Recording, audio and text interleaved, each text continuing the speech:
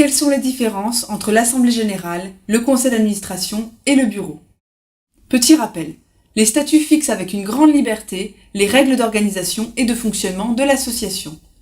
Un seul impératif, s'organiser au mieux pour mettre en place le projet de l'association et ses activités. L'Assemblée générale.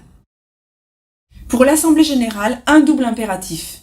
Pas trop de rigidité, parce que la loi de 1901 ne fixe pas de contraintes, mais un minimum de réglementation pour faciliter l'action, pour garantir l'expression de tous, ainsi que la validité des décisions.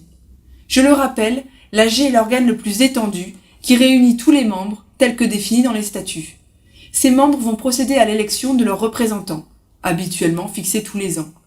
En fonction du nombre de membres et des activités de l'association, il peut être utile de créer un ou deux organes d'administration. Le conseil d'administration. Le conseil d'administration est élu par l'Assemblée générale. Il est parfois appelé comité directeur. Il regroupe de 2 à une dizaine de membres. Son rôle et ses missions sont définis dans les statuts. Ces missions peuvent être des pouvoirs de gestion et d'administration courante, la décision sur les projets à mener ou non au sein de l'association, l'embauche de salariés, l'élection des membres du bureau, le contrôle de leurs actions, l'ouverture de comptes et les délégations de signature. Concernant le fonctionnement du conseil d'administration, il est important de préciser les qualités requises pour exercer ces missions. Faut-il être majeur? Faut-il appartenir à une catégorie de membres spécifique?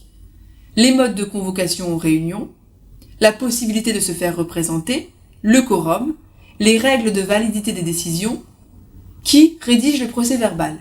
Retenez bien, rien n'est figé en la matière. Tout est à créer en fonction des besoins de la structure. Ne jamais être dans l'excès, où trop de procédures nuisent à l'action, et où pas assez peut générer du conflit. Le bureau. Le bureau est élu par le conseil d'administration. Il correspond à sa formation restreinte.